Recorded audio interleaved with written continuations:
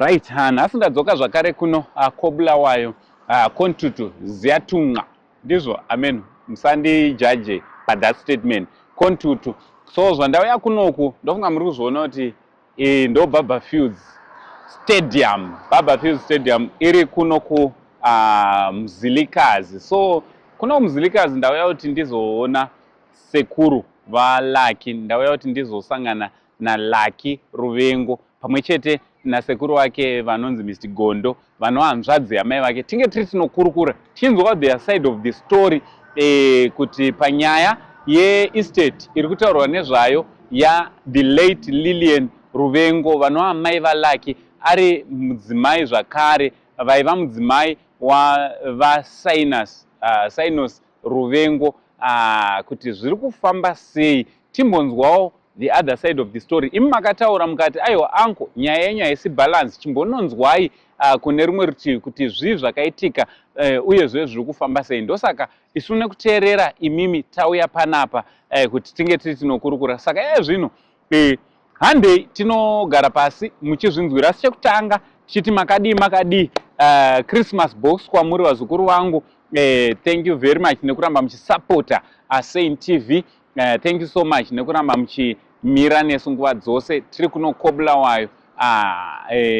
Don't forget to follow, don't forget to share this video, don't forget to comment. Aiwa handei munozvinzwira nyaya iyi zvizere. Aiwa sezvandataura kuti nhasi tiri muno zvakare muguta reKobulawayo Kontutu. So zvatauya kunoku ndaifunga ndakuzisai kuti tawanawo mukana wekuti tinge tiri tinogara pasi tichikurukura nababa vandakagara panapa vachanatsozviintrodusa kuti vanombonzani uye ukama hwavo navaSinus Ruvengo pamwechete nana Luckson Ruvengo hwakamira sei. Baba makadii zvenyu? Tiripo makadii? Tiri nani. Chekutanga toda kukutendai nekutipa mukana kuti tinge tiri tinokurukura maringe nezvenyaya iri pakati pevakomana nababa. Chekutanga mhuri yeZimbabwe ingada kutanga kuziva kuti baba munonzi Mr. Ani uye kuno kwatiri ndekupi, uye ukama hwenyu pakati Mr. Sinus Ruvengo hwakamira sei? Zvakanaka. Ini ndinonzi Maxwell Gondo. Alright. Ndiri hanzvadzi yamai vaLuckson. Alright. Ndiri mukwasha waRuvengo.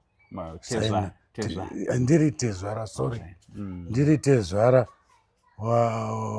waRuvengo. Alright. Ndichidaro ndichiti ndiri tezvara handisi baba vaLillian.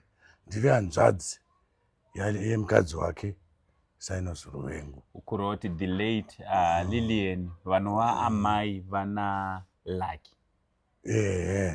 Amai vana Lucky ndo hanzvadzi, ndo yechitatu mumhuri yedu, ndiri wechi5 Gotwe.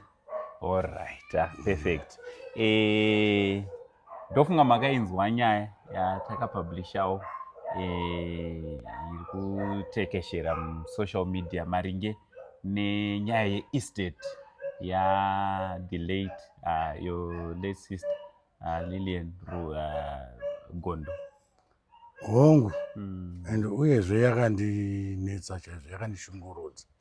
And iri kutotishungurudza mhuri yekwaGondo. Nekuti isi zvese zvabuda muFacebook tatisingazivi ndo zviri kuitika. Taiti isusu takaenda nemunhu mukwasha wedu tikanogadzirisa zvinhu, takagadzirisa tiri tese, hapana chaakatudza kuti chinonde. Takazozvinzwa after and kuti ndo zviri kumunetsa akuendesana nevana kumakoti. Alright. Kureva kuti manga matombowana mukana wekuti mugare pasi mugadzise zveestate? Hongu takawana mukana. Iye pane zuva taenda kumuchato wemwana wake. Ndipo paakandivinga tabva kumuchato. Akanditi, baba ndaendesa estate yemwana wenyu, iyo hanzvadzi yangu, ileti estate yaLillian. Ndaendesa kukoti. Asi ndanzi kuri kudiwa hama yemufi. Alright. akandikumbira kuti ndinge ndiripo, ndakanganwa madhetsi akataura. Saka akandikumbira ndikabva ndamubvumira. Ndosaka musi wacho paakasvika akandifonera futi. Tikaenda kukoti, taenda kwamaster of high court, taagara pasi inini naiye, panga pane vana vake vairi, iye Lucky naChris. Iye aifamba nevana vehanzvadzi nemwana wehanzvadzi yake, handichazivi zita rake. Saka tadaro takapinda mukoti, tisati tapinda kuna master of high court, takabva tabvumirana tikati panapa pane sezvo ini basa ndichiziva nekare, takabvumirana kuti tinofanirwa kutsvaga executor. Ini ndikati handikwanisi kuti ndiite executor wenyaya iyi. Saka ivo vakambosugesta kuti tise muzukuru. Ndikati zvanga zvichida kuti tise vanhu vepamba ipapo, ndopatavabvumirana kuti Lucky ndiye hatichaisa executor. Lucky takamisirawo executor nekuti takaona kuti ivo baba vanga vasingakwanisi kufamba nestate yavari. Neniwo futi kufamba kuri kundinetsa, ndainetswa ndinotonetswa negumbo. Saka takaona kuti uyu Chriswo anga asiri kushandira munhu. Vamwe vana vari kuSouth Africa. Chris anga asingakwanisi kuita izvozvo nekuti anga ari kuHarare achishandira Harare. Ndipo patakaona kuti the only person anokwanisa kuti atibatsire aite executor ndiye Lucky. Ndobva tabvumirana naiye Sinos. Tikasarudza Lucky, takatabvunzwa namaster of high court kuti mabvumirana ndizvo here. Takabvumirana chaizvo chaizvo. Timbodzokera kumashure about the property in question. Mungatizivise here kuti mune idea here yekuti yakaakwayiwa sei, zvakafamba sei kuti property iyi izopera zvakare, because matauro aita Mr. Ruvengo vaikataura vachiti property in question iri muzita remudzimai wavo, the late mudzimai wavo anova hanzvadzi yenyu. Mungave neidea kuti zvakasvika sei pakuti property iyi izova muzita rehanzvadzi yenyu? Hongu, ndinotozivisisa, ndinorangarira, ndichanyasozivi kuti exact madates aive api. Zvakaitika ndezvekuti inini sisi vangu ndakavawana vane application yavakanga vaita yemba. Ndobva vandiudza kuti ivo mabooks avo, mabank books avo anga agara asingaiswe mari. Ndobva ndakati allright, hande ndokubatsira semunhu ndaive nemari.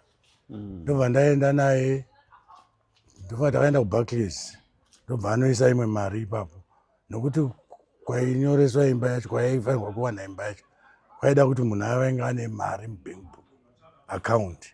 Hanzvadzi yenyu yakazviita izvi. Was she married to Mr. Ruvengo by then?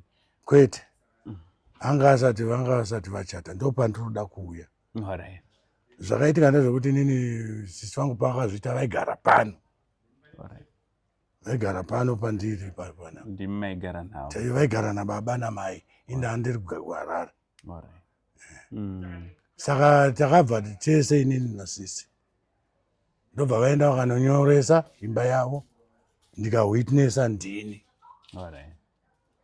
Ndokuwana kwavakaita imba yavanayo. Vaiwana imba yayo, aive munhu aichengeta huku, vachisona majuzi, uyezve nzvimbo yacho yavaigara, yakanga vawana imba ikoko, yakanga iri nzvimbo nyowani iri kuvakwa. Saka vakabva Nkulumani 5 ngowe. Aiwa, Nkulumani 12. Oh, sorry, Nkulumani 12. Ndokavakanowana imba vari vega. Ruvengo is not in picture.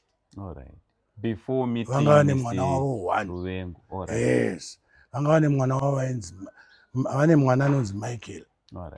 Ndiye mwana wekutanga wasisi vangu. Kuroti vanga vane mukomana wepatime iyoyo. vanga vane mukomana anonzi Michael first born yavo. vakanogara naye ikoko vachigara nehanzvadzi yavo mukoma wangu ainzi Simba. Simba aitova nemudzimai waigara naye ikoko mukoma wangu, vachigara nasisi ikoko vachivaka vachidii. Saka uyu mukwasha akazovapo because all along pamwe avaionana handingazivi, asi nikumuziva kwangu ndakazomuziva later.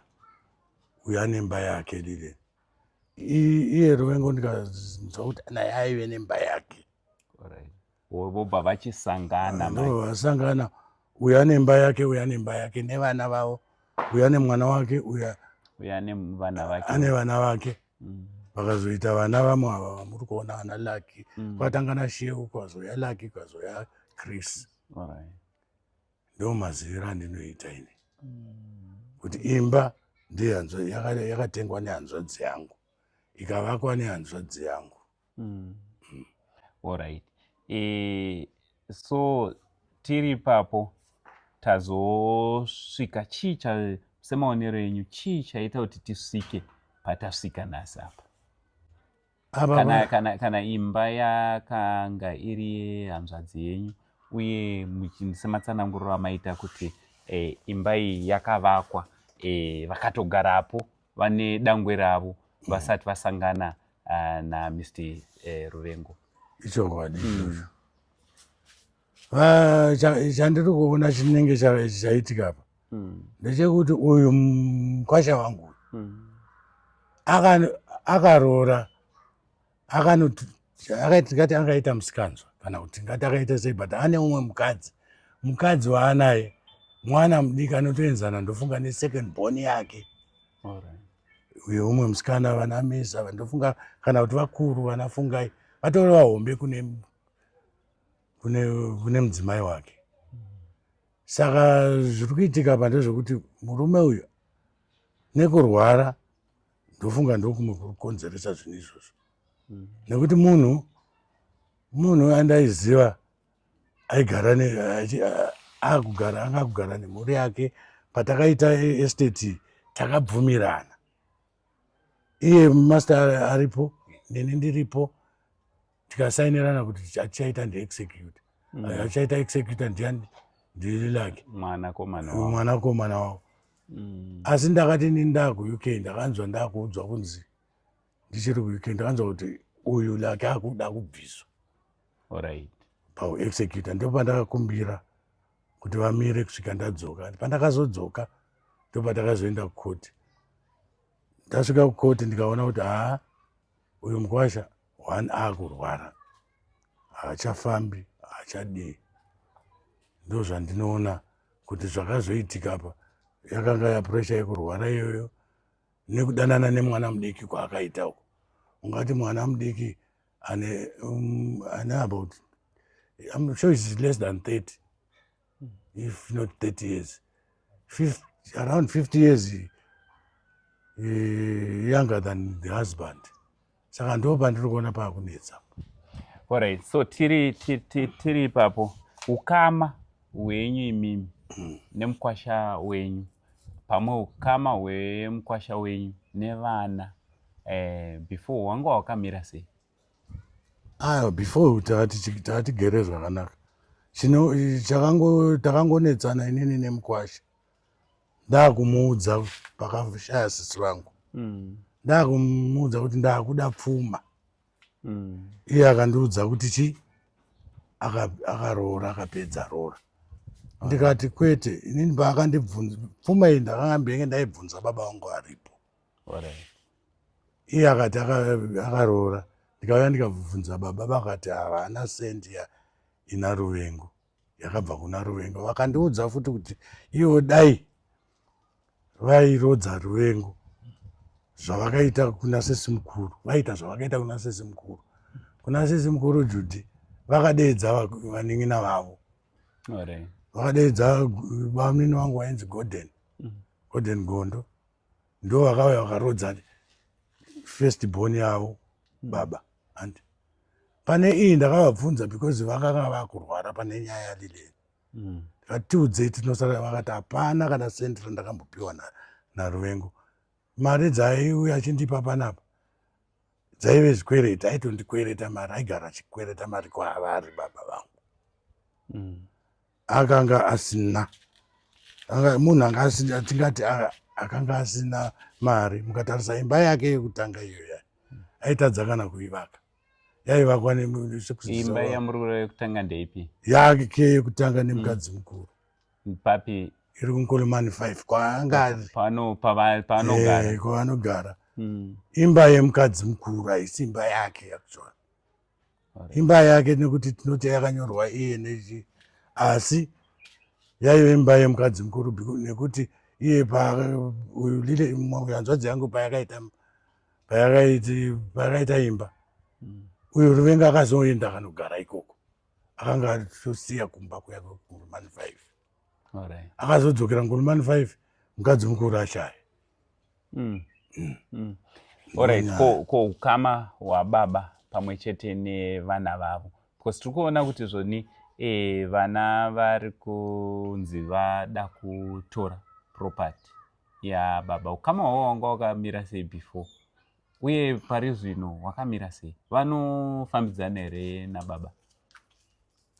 Inini vana ndinoziva kuti vanoda baba vavo, vanogara vachiuya panapa vachinditsiura, vachinditi aiwa baba vasiyei vakurwara, nekuti inini dzimwe nguva ndinoita hasha. Saka ndinoita hasha, unotoona especially iye Lucky waanodaro anoda baba vake zvakanyanya.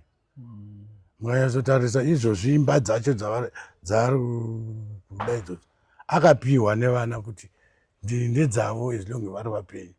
Isi nesu hatina kupindira. Iye mwana wangu kana kuti nditi hanzvadzi yangu ndiye akapiwa imba iyoyo, ndiye anayo izvozvi. Marents mai zvese ndiye ari responsible. Ava vana vanongonoripeya kana pane chashata, ndokuziva kwangu. Iye rent anotora, anodi everything kumba yasese vangu, anoenda futi akugara kumba kwemukadzi mukuru kuya kuya.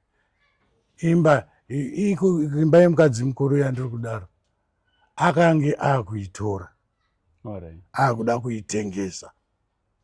Sisi vangu vakati kwete, unongotengesa imba pane vana sei? Ndipo pavakazobvumirana nemurume, ndofunga vanga vanetsana kwenguva yakareba, yakuda kutoenda nemumakotsi. Akazobvuma kupa vasikana imba yamai vavo vefirst house, vasikana vatatu vefirst marriage. Izvozvi kutaura kwandiri kuita, imba iyoyo yakatonyorwa, yakatozopiwa vana vasikana pamusana pasisi vangu. Vataurirana naye kuti aiwa, ini zvandine vana vakomana vangazoguma vakunovhiringa vana vasikana uko. Tikadzisanganisa, iwe uchitora imba iyi upe vasikana. Ndobva vaita seizvozvo. Izvozvi zvingwasvika kucity council yakatonyorwa zita revasikana vaya, haichisiri yavo. Vakazongobvumirwa kuti vagare nekuti vanga vatora kamwana kadiki kachechaka, ndokavakatora kachechaka vakanogara nako kumba kwemukadzi mukuru. Ivo vanga vanzi vana vakaapruvha kuti vatore mareds vagare mumba imomo, ndozvavakaapruvha chete. Izvo zvokuzotora mukadzi akanga akuita zvakandi nekuti murume anozoda, but chaakakanganisa akazotora kamwana, ndinoti kachete, nekuti ivo ndisekuru. Uyo mukadzi wavo haasi tombori kana mukadzi, mwana mucheche uya. Saka zvaanenge akuda mwana uya mucheche vachazvikwanisa. Ndozvaakunetsa, vakuda kutengesa imba iyo kuti vavakire uyu musikana mucheche uyu wechitatu, munhu ane 72 years oita kamwana kacheche. Inini zvozvi ndiri mudiki kwaari, asi last born yangu yakatopedza form 4. Handichisina mwana wandinoendesa kuchikoro, ndakugara nevazukuru, asi hanzati ndambosvika kana 70 years ari kutaura. Iye manje pa72 years andori nekamwana kari kuenda kuchikoro, kari mugrade grade 6 osaichi, vane mwana akadaro. Saka zviri kuvanetsa muupenyu, saka vakuda kutengesa imba iyayi kuti vavakire uyu mwana mucheche imba. Alright, saka tiri kuti semamiriro azvakaita iye zvino tiri kuona kuti baba vakati havasi kutoonana vatova nenguva vasiri kufambidzana nevakomana vanova vazukuru venyu. Makambogara pasi here nevazukuru pamwe chete nemukwasha wenyu kuzama kuda kugadzisa nyaya iyi tiri kuti vange vari vanogadzisana, nekuti pakupedzisira ndivo baba vevakomana ava. Pakupedzisira vakomana ava kana vachinongedzera kuti tiri kuenda kuna baba kudzinde redu vanodzokera kuna varuvengu. Hongu takambotaura naye. Vana ndo vakauya vakandipira nyaya iyo kuti baba vada nditiyananise vana baba vaona iyo. Ndikati ndaita mudiki nekuti iye Ruvengo munhu mukuru kwandiri. Saka ndakarifeya nyaya kunana baba vangu. Patori neaudio baba vangu vachitaura nezvazvo. Vataura naye Ruvengo. Ruvengo akataurira baba vangu kuti patori nemwana asitori wavo. Vachiti ivo vane nasisi vangu vane vana 2 chete. Ndozvaakataura kuna baba vangu. Akati uyu wechitatu mudiki asi mwana wavo. Vachiti vakazvidi vakaenda DNA here zvakadi vakazviziva sei? Zvese izvo zvakatanga panyaya yemba vatanga kunetsana nyaya yemba. Nekuti baba vakavabvunza akati ivo vakaudzwa baba vangu vakanzi inda kugura ukama. Ndauda kutotenga mombe yekugura inonzi chicheka ukama. Inini muniregerere shona ndakadzidza Ndebele hongu vakati ndinoda kuita yecheka ukama nevana. Sei? Vanzi vana vakutondirwisa nenyaya yemba. Ndikati vana vanogovarwisa sei? Isi takataura nevana tikati isusu hapana chamunobata chinobva pambaba. Imi munofanira kutsvagira mari dzenyu. Siyirai baba vawane maretsi vararame nemba dzavo dzese dziri vai. Iye ndobva aramba. Ndopandakazogumbuka ipapo ndikabva ndatozombomutaurira ndikati iwewe kana uchiti imba iyi ndeyako, sei wakati paestate wakanyoresa mukadzi wako ane imba imwe chete? Uri kupanzwisisa ipapo? Because kana uchinyoresa estate uri murume unonyoresa dzimba dzese dzamunadzo nemudzimai wako. Asi iye kuNkulumani 5 haipo paestate. Nenyaya nekuti imba yemukadzi umwe mukuru first akatanga kurorwa nawo, ndosaka isiripo paestate yehanzvadzi yangu. Zvichirevawo futi kuti iye Ruvengo ane imba yake separate, sisi vangu vane imba yavo separate. Isusi respect yatakaita yekuti haiwa sezvo munhu akagara nehanzvadzi yangu hatingavabate murwere. Tikataura nevana tikabvumirana kuti aiwa regerai vatore maretsi. Izvozvo mamedication avari kutaura vachiti vana vavapi, vana vari kuvapa kana vasingachabati imba yacho dzimba dzacho. Ivo vasikana imba iri koko havabati kana sendi. Asi unonzwa pane imwe media akutoshora vana mese kunzi vafundisi vasinganichengeti. Vana vaya vakatovati torai imba muite zvamunoda mugare. Vasikana ari kugara kumba kwevasikana. Hombe yacho yakatozopiwa vasikana nenyaya yavo yekunge vane mental problem. Ndosaka ndichiti I think mukwasha wangu kurwara. Because ndichishanda naye anga ari munhu. He was my manager. Takashanda tese paMonarch ndichibva kuPoliso. He was all right. There was no problem. Munhu akakura zvakanaka anga ari right. Ari manager wangu hatina kana mbopokana kana one day. Kusvika asiya basa neni ndakazosiya basa. Asi takangogara zvakanaka hapana problem yatakaita. Chero takazongonetsana parufu rehanzvadzi ndakuda pfuma. Akuti aiwa pachivanhu chedu kana tasvika apa unofanira kuchiti tipedzera. Mukanyatsotarisa ipapo haana kundipa pfuma. Ndakati ndakuenda kuti ndichinotora property ndichindipaka property yaunondipa Satezvara. Yehanzvadzi Satezvara ndakuda pfuma. Kana kuti property ndoziva pachivanhu kunopiwa zvakati nezvakati nezvakati mapfiwa and so forth. Akaramba akandidzinga. vana ndo vakazoita zvekubuda nemubhedha nenharo vakati baba muri kuda kutiitira ngozi vakazongobuda chinhu 1 vana ivava vari kudaro ndakutoidzokera nemota randanda haya tikati kana waramba nepropati ndakuenda handichagovi chinhu vana ndobva vandichemera tigoverewo mbatya torai mubhedha ndakatozotora zvokumanikidzwa nevazukuru iye achitoramba akatoramba nezvinhu zvichivanhu vera hateedzera haarori ndisingazivi vakadzi vaka kana akarora asi kwagondo isatina kana senti rake chero baba vangu havana kana sutu yake havana kana chii chake iko zvino akuda kuchitora mwana imba yemwana wangu oitengesa ndo zviri kutirwadza isu dai aisiyira vana vake it's okay isusu tiri kuedza kuti asatengese haasi kutorerwa imba vana havasi kumutorera havasi kugarapo akavadzinga kara kureva kuti vakomana vanotova nemisha yavo vanotozvigarirawo dzimba dzavo uyo mudiki akadzingwa achifanirwa kuenda kuhanimoni akatadza kuenda kuhanimoni tichibva kumuchato akabva audzwa asati ambodii kuti aroronga kuti aende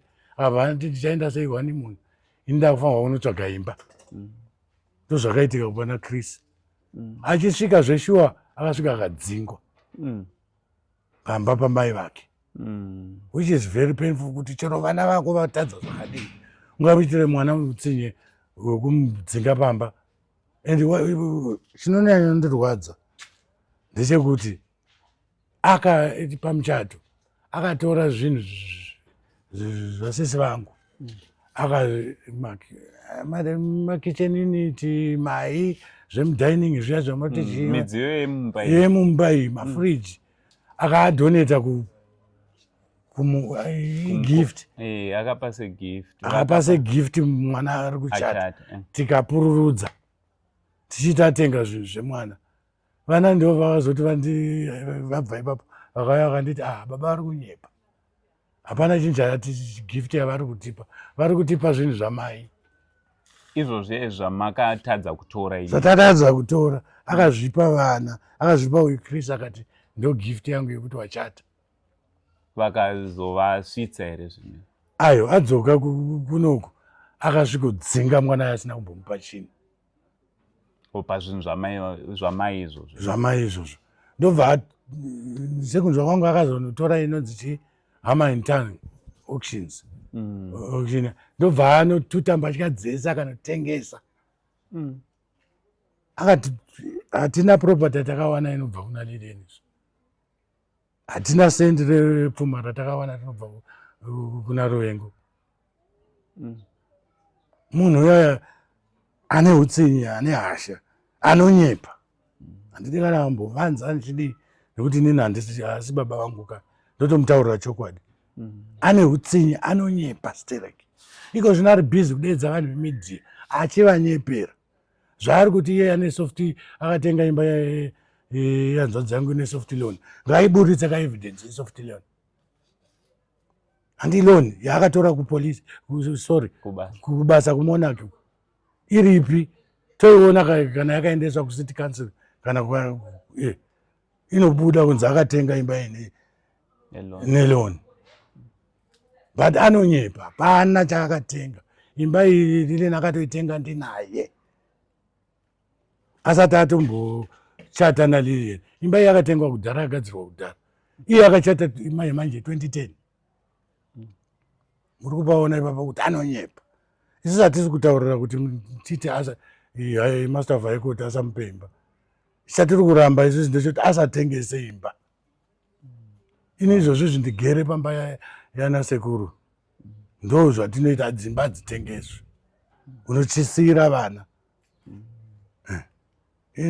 inini ndakaitora imba iyi ndiri above 18 ndandakurawo ndatova nemhuri asi baba vakandisiyira baba vakasiyirwa nasekuru wavo asi hatingamutongeri kuti aite seizvozvo kana kudii asi ngaachirega kutengesa imba isi asina kubvisa senti ari kunyepa anondonyepa ndiri kutotaura izvozvo mukaenda kumacity council munotoona imba yakatonyorwa sisi vangu and vakaitenga before marriage alright before vasangana. Alright, tiri papo nyaya iyi mamiriro yakaita kuti baba, because pakupedzisira sezvandambotaura tiri kuda kuti baba vayanane nevana vavo.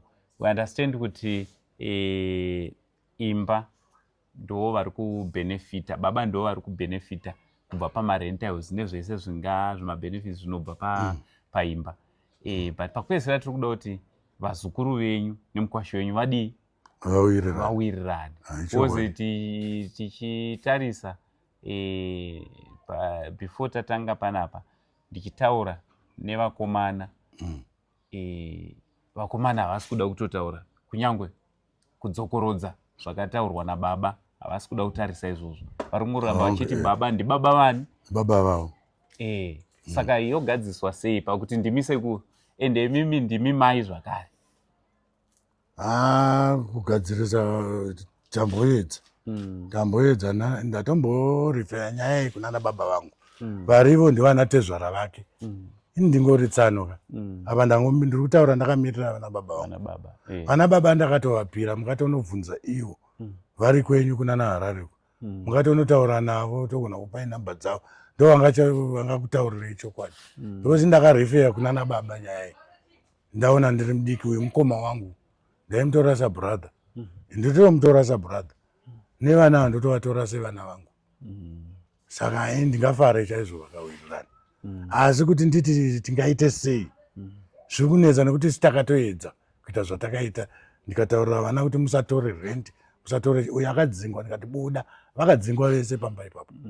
Vari kuroja izvozvi. Vana ivava vanotoloja kudzimba kwavanogara. Asi vabereki vane imba. Vabereki vane imba.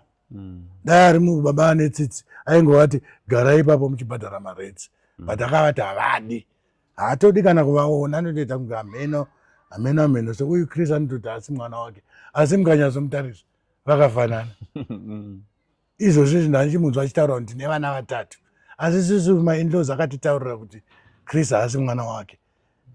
Muchida ndichataura vakutumirei futi vakutumirei audio ichitaura baba vangu inini. Vachinditaurira kuti vataura naiye Ruvengo akati chii, muchazvinzvira mega. Zvakawanda. Uyu mukwasha uyu ndiye mukwasha anodherera. Kuri kare tairova netsvimbo, manje iko zvino tikarova tosungwa ende murwere. Ndikangodai nemba makati anotodonha akafa, ndosvera ndaa kujeri zvangu. Asi anogumbura mukwasha, andorwadza. Kutaura chokwadi, vana tete vangu vari kurwadziwa, vanhu vese vari kurwadziwa because atotisvibisa mazita edu. Asi mukatarisa hatina kana izvozvizvi mukamubvunza kuti marente emba ari kuenda ndiani ari kutora, anokutaurirai kuti ndiye.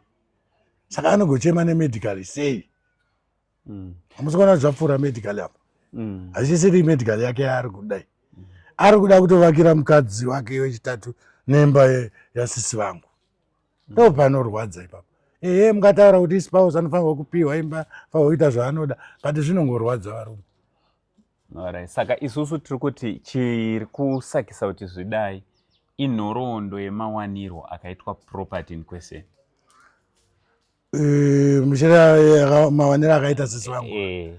Sisi vangu vakatenga imba vachiri single, vane mwana wavo. Vakazoita vana ivava naiye Ruvengo. Sisi vakati imba yangu iyi, vakatotaura vachitaura naye aripo, akati ngatifambise zvinhu, vakatowirirana nendaivepo vachiwirirana. Vanzi iwewe chiregera kutengesa imba yevasikana wefirst house, wopa vasikana, inini iyi yangu tichapa vakomana. Zvichireva kuti iye owners iri kwaari yekuti aite zvakataurwa nemufi, ape vasikana, ape vakomana. Imba yamai vavo. Ndo zvaari kutadza kuita izvozvo. Akuchinjinwa nokuti akuziva kuti uyu afa, amaona ndiye asara baba. Saka it's very dishonorable zvaari kuita. And especially kubuda nekubudisa kumedia. Akamboenda here akanogara pasina natezvara vake. haadi kuenda. Vanoti zvona vakamudeedza chiuya tigare pasi titaura todeedza vazukuru toona toita sei. Haadi kuendako. Akutotishora akutoti ndisi tiri kubatsirana nevazukuru. Hamene chatambovabatsira vazukuru. Nekuti nini vazukuru vangu ndakato havasi vakandeedza kuenda kukoti. Ndakadeedzwa naiye Ruvengo. Akati muri kudiwa kukoti nekuti imba iyi akaitenga tisati tatese. Ndo matauriro akandiita. Ndikasaka uri kuti toita sei vanhu toda kuti tifambire estate yacho. Ini baba ndisingazivi kuti akazohwina vanasikana vakazohwina here. Ndakatomuti saka muri kuisa dzese dzimba here kutonza todi. Akanditi aiwa iye vasikana. Zvatakataurirana akazovapa here. Ndakangotaura saka ndakazoudzwa aiwa imba yatova muzita revasikana. All that I did not know. Alright. Saka iye zvino I understand kuti nyaya iri mumakotsi and makotsi ndo anodecide kuti zvichafamba sei. Saka kumakotsi pari zvino zviri kumirira kuti zvinge zvinodecidewa inyaya yaexecutor kana kuti zvamira sei? Iya nyaya yake iye Mugwasha nekuti ndiye akazongo totakaita sei akazodzosa zvaakataura hachisizvo zvaakuda kuita. Akachinja aakuda kubvisa Lucky uyu paexecute kuti atitengesa kubvisa Lucky haisi nyaya yekuti Lucky also ndisingazova zvangu mutemo haisi nyaya here yekuti nekuti Lucky ari kufanira kutoti ange ari anobenefita kubva paestate. Aiwa kwete. Tichitarisa haasi anto interested party here paestate. Aiwa estate kazhinji executor anogona kunge atori eyo. Kunongotsvagwa one executor anoadminister. Anoita administration ari kukwanisa kuadministrata. Munosangana his family. Master of High Court for your information haakusarudzirei. Tinosarudza tiri tese. Saka takagara tese naiye Ruvengo. Tikabvumirana tikapinda maexecute. Execute akatibvunza mubvunzo kuti mawirirana here kuti muda kuti lakaite execute. Ndikati akanongedzwa iye akati akanongedzwa vazukuru vaanga navo vakati nemawitness andandinawo akati tese takabvumirana as a family kuti ndo zvatiri kuita. Saka ndo zvakaitika. Saka now he is backtracking now. Akuti ndo zvandinozouya neconclusion yekuti munhu ane mental problem. Handisi kuti anopenga kana zvandei, asi ane mental problem. Akutongwa newhoever. Hasisiri iye ari kutaura. Pane vanhu vari kumusunda, especially ndiri kufungidzira mukadzi wake. Handidi kuti mukadzi wake ndoti kamwana kake kaanako aka ndiko kaari kudi kaakumuinfluenza nekuti nako kanoda imba yakoka. Muzviongorere mukadzi wake uyu anoda imba yake and mudiki ari kuona kutoti apa ndakakanganisa. Yatora chembere yatopera yakufa 05. Unotora kadhori ukaisa mumba. Kutora dhori chaichayo kadai akanotenga kutauni dai aida dhori. Kadai aida mukadzi dai akanotora saizi yake inoenzana naye. Yaizviziva izvi yaitomutaura kuti hazviiti. Mai akanotora haiwa vedu. Mwana mukadzi wacho dai mukamboita futi abude agara pasaidi. Kana muchitaura asatize munge muchitora nemukadzi wake. Nyika inyatsoona zviri kuitika nekuti nyika iko zvino iri kushora muzukuru wangu. Asi ari iye baba vari kukanganisa.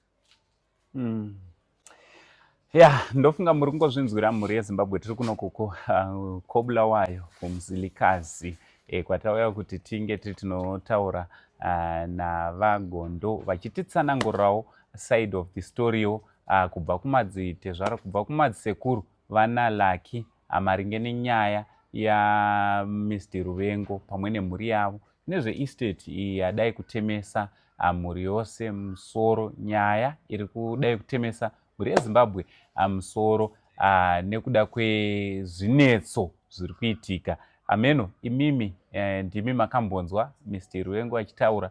Nhasi zvakare manzwa vanovatezvara nditsano ava vane background yavari kutipawo maringe nezvenyaya iyi, kuti munofungei imimi ndimi vatongi gava kana tichinge tauya nenyaya kwamuri sezvizvi tinenge tauya nenyaya tichiziva kuti zvoni imimi muchatibatsira kuti nyaya inge iri inogadziriswa. Sezvandinogara ndichitaura kuti isusu hatipo pakupesanisa vanhu, asi tiripo pakuvaka, tiripo pakudzoreredza zvinenge zvaputsika kuti ukama hwakanga huripo kare hunge uri unodzokera zvakare, tinge tiri tinowana macommon grounds ekuti tinge tiri tinowirirana mukubatana zvakare. Shoko renyu ramungada kusiyira kune umwe munhu vari kupindawo pamasituations akadai, kana kuti shoko ramungada kupa seadvice kuti vanhu mhuri yeZimbabwe isasvike pakaita sepasvikwa nhasi nemhuri yekwaRuvengo? Nyaya inotonetsa ndekuti inini pachangu ndakutaura nyaya irifanirwa kunge ichiitwa nemadzibaba. Madzibaba dai aifanirwa kuteerera mari dzavo, especially dzepfuma. Handifunga kuti zvaisvika apa. Chekutanga, iye Ruvengo mukwasha nezita. Mukwasha nezita hati tinongorarama naye chidaro, asi pfuma haana kutipa. Saka tingamuti mukwasha, tototi boyfriend. Vakachata hongu nekuti Lilian ni munhu mukuru, anokwanisa kuti ndakuda kuchata neningi, asi haana kupiwa mvumo neni, haana kupiwa mvumo nababa vangu. Vakwagonda havazvizivi kuti Lilian akachata. Takaenda takangonoona muchato tichide, but hatina kumbosainira kuti ngavachichata because taibvumbonza pfuma. Ndo zvinhu zvatisina. Saka ndinotaura ndechekuti vanhu please teedzerai chivanhu. Chirungu chine chiripo kuti tinoenda kwamaster Vaiko tinodii, and murume zveshuwa ndiye anopiwa pfuma yemukadzi wake. Asi mutarise ipapapo ndo pari kutora advantage vanhu vakaita sana Ruvengo. Vanomhanya vanochata nevana venyu, nyuma haana kupai pfuma uko.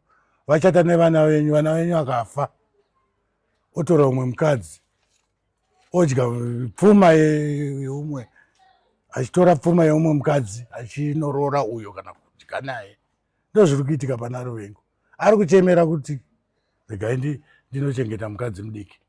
Ndo mari ari kuda, arida kutoitengesa. Why asingadi kunogarapo? Why asingadi kunogarapo? Kana iri imba yake, why asingatori onogarapo iye nemukadzi wake? Vanhu vanobva vatya. Iyo Bankomani 5 papa ane nhau, mukamubvunza anotokuudzai kuti hakusi kugarika, nekuti mukadzi mukuru ari kunetsa. Akutya kunogara kumba yeasisi vangu. Chii chaari kutya? Ngaenda anogara. Mhuri yeZimbabwe ndofunga mazvinzwa. Hanzi ngatiteedzei chivanhu, tisaite mashortcuts. Mashoko atiri kunzwa kubva kuna sekuru vana like saka sita kutovati ndisekuru wedu zvakare, sekuru Gondo. Sekuru regai tichiregai kuramba takakugarisai panapa. Maita henyu nekutigamuchira pano pamusha penyu. Chekutanga zvakare maita basa nekutipawo mukana wekugara nemupasi tichikurukura maringe nezvenyaya iyi. Takuidzorera kwamuri iyo yadzoka mudare. Munofungeiwo kubva kune vanga vasina kuona vhidhiyo rekutanga, tariisa mudescription kana pafirst pinned comment. Zvamunonoita munonoona vhidhiyo iroro zvakare mouya moona rino iri nemamwe achatevera. Chatiri kuzama kuita kuda kuumba kubatanidza mhuri idzi kuitira kuti pakupedzisira peace iite prevail, anditi pave nerugare. Kana shoko raMwari rinototi hanzi zvakanaka sei kana hama nehama dzigara pamwe chete norugare. So isusu donzvo redu guru, inini sasekuru venyika, the only Zim uncle, donzvo rangu nderekuti ndione vazukuru vangu munyika umu vachigara zvakanaka, vazukuru vangu vachinzwanana vari murudo. Ndosaka pakupedzisira muchinzwa tichiti kubva kuna Uncle Saint, the only Zim uncle for now, takuchitongoti much love and God bless you all.